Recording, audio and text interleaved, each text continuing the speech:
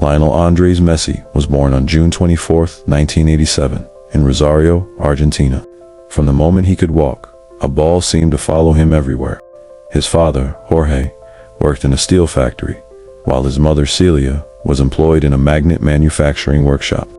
They lived modestly, but what the family lacked in wealth, they made up for in warmth and support. Messi grew up with 3 siblings, and in the small courtyard outside their home. He would spend hours kicking around a worn-out ball, often barefoot, lost in his own little world of football. By the age of 4, Messi had joined his first club, grandly coached by his father. Even at that age, his dribbling and balance were special. He would weave past bigger kids as if the ball was glued to his feet. His grandmother, Celia, was his biggest supporter, often taking him to matches when his parents were busy. She believed he was destined for greatness, and Messi would later dedicate every goal he scored to her, looking up to the sky with both hands raised in tribute after she passed away when he was just 10 years old. At 6, Messi joined Newell's Old Boys, one of Rosario's biggest clubs. There, he scored hundreds of goals in youth competitions and developed the sharp instincts that would define his style. But as his skills grew, so did concern for his health. Around age 10, doctors diagnosed him with a growth hormone deficiency. It meant that without treatment, he would remain much smaller and weaker than other kids his age. The treatment was expensive, costing over $1,000 a month, and his family couldn't afford it for long. For a while, Newell's helped, but eventually, even they could no longer cover the costs. The Messi family was desperate. Jorge reached out to clubs all over Argentina, hoping one might take a chance on his son. River Plate showed interest, but wouldn't commit to paying for his treatment.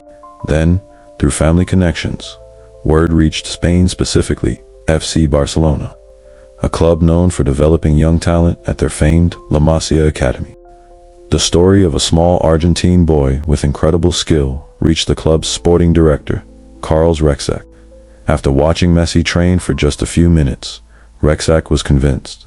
He famously signed the boy's first contract on a napkin, promising to bring him and his family to Spain and cover his medical expenses. In 2000, at the age of 13, Messi left Argentina for Barcelona. The move was both exciting and terrifying. He was small, shy, and barely spoke Spanish the way people in Spain did. The culture was different, the food unfamiliar, and he missed home terribly. But every time he touched a football, everything else faded away. His talent was undeniable. He would glide through defenders with ease, even among older, stronger players. Coaches and teammates quickly realized they were watching someone rare, someone who could see the game differently from everyone else. By 16, Messi was already training with Barcelona's first team. On November 16, 2003, he made his unofficial debut in a friendly against Porto. Less than a year later, on October 16, 2004, he made his official La Liga debut against Espanyol. He was just 17 years old. A few months later, he scored his first goal for Barcelona against Albacete, a delicate chip over the goalkeeper that showed both composure and instinct far beyond his years. The Camp Nou erupted. Barcelona fans had seen a glimpse of the future. Messi's rise was swift but steady. In those early years, he learned under the guidance of legends like Ronaldinho, who treated him like a younger brother.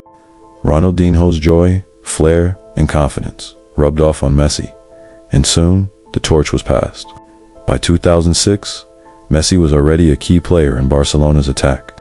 That year, he won his first Champions League title. Though injuries limited his role in the knockout stages, he also represented Argentina at the World Cup in Germany, becoming the country's youngest ever World Cup scorer at 18. Then came the 2006-07 and 2007-08 seasons, when Messi's talent exploded. In March 2007, he scored a goal against Guardiola that was nearly identical to Diego Maradona's legendary solo goal from the 1986 World Cup. Picking up the ball in his own half, Messi sprinted past 5 defenders and slotted the ball home. The comparisons were inevitable. Argentina had found its new Maradona, though Messi never sought to be anyone but himself. Under Pep Guardiola, who became Barcelona's manager in 2008, Messi's career entered a new dimension. Guardiola built the team around him, moving him from the wing into a false 9 role. The results were breathtaking. Barcelona dominated football with their possession-based tiki-taka style, and Messi was the engine that made it all work. In the 2008-09 season, he helped Barcelona win the Triple La Liga, Copa del Rey, and Champions League. He scored in the Champions League final against Manchester United, a rare header that sealed a 2-0 victory. That year, he won his first Ballon d'Or. The following years cemented Messi's place in history. Between 2009 and 2012, he won 4 consecutive Ballon d'Ors, an unprecedented achievement. His goal tallies were otherworldly: 47 goals in 2009-10, 53 in 2010-11, and a record-shattering 73 goals in 2011. In that 2012 calendar year, he scored 91 goals for club and country, breaking a record that had stood since 1972. Commentators ran out of adjectives. Defenders ran out of ideas. Messi's style wasn't built on power or height. He relied on balance, acceleration, and pure timing. His left foot became legendary, every touch controlled, every feint calculated. He could dribble through a crowded defense as if moving through air. His humility off the pitch made him even more loved. He rarely talked about himself, always emphasizing the team, his teammates, and the joy of the game. With Argentina, though, the journey was harder. For years, he faced criticism for not replicating his club's success on the international stage. Argentina reached the Copa America finals in Arlington, Arling-Yiwu, and Arling-Yilu, as well as the World Cup final in 2014. But each time, they fell just short. The 2014 World Cup final against Germany was especially painful. Messi won the Golden Ball as the tournament's best player. But after Argentina's 1-0 defeat, he looked devastated. Some fans back home even accused him of lacking passion, which hurt deeply. In 2016, after losing another Copa America final on penalties, Messi announced his retirement from international football, saying the pain was too much. But the public outcry that followed, along with support from teammates and fans, convinced him to return. He wasn't finished yet. Meanwhile, at Barcelona, he continued to break every record imaginable. He became the club's all-time top scorer, surpassing Cesar Rodriguez's record of Lionel Messi goals, and later went on to score over 670 goals for the club. He also became La Liga's all-time top scorer.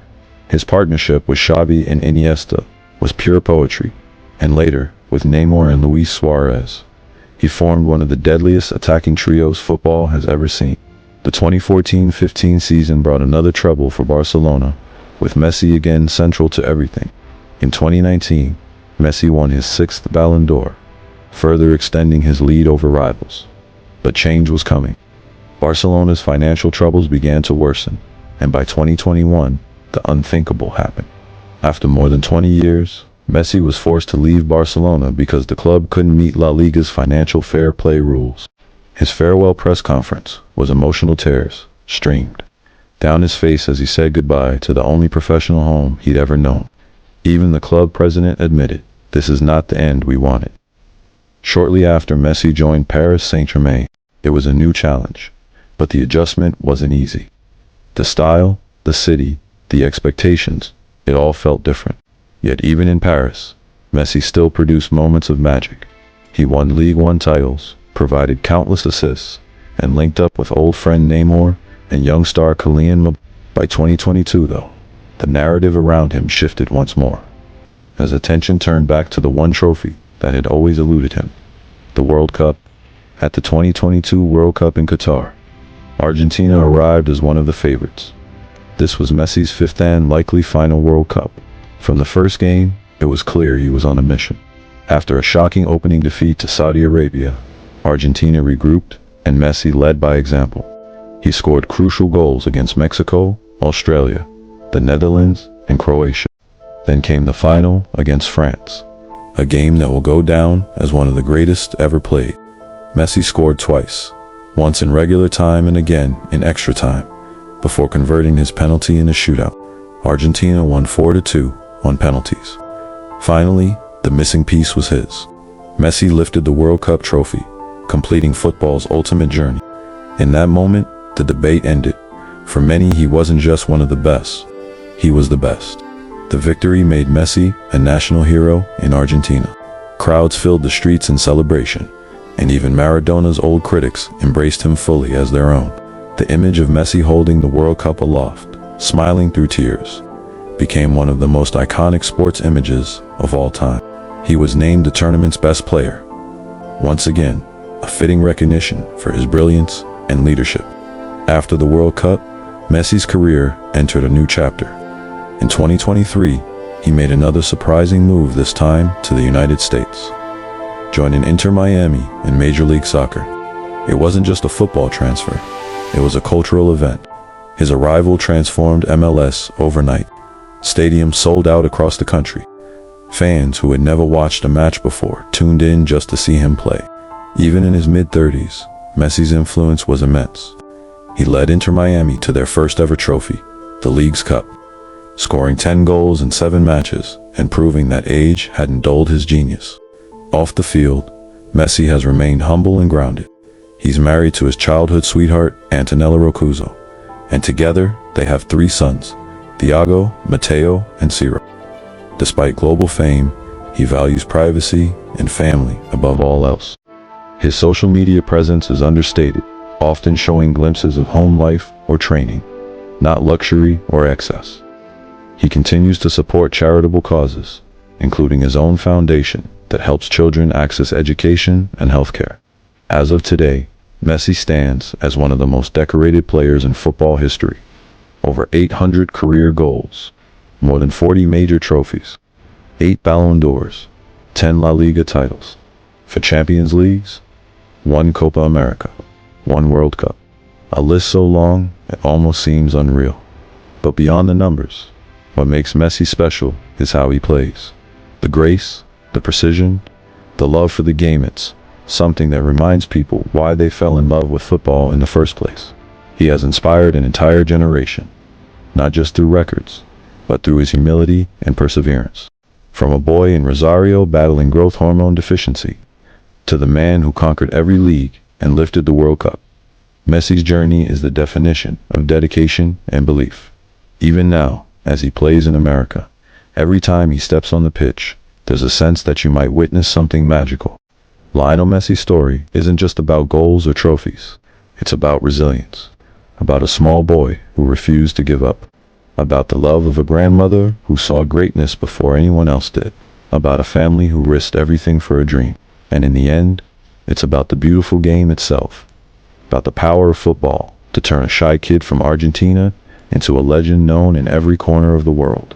Even now, when he smiles after scoring another goal, you can still see the same quiet joy he had as a boy in Rosario, playing barefoot in the courtyard, chasing a ball that never stopped rolling.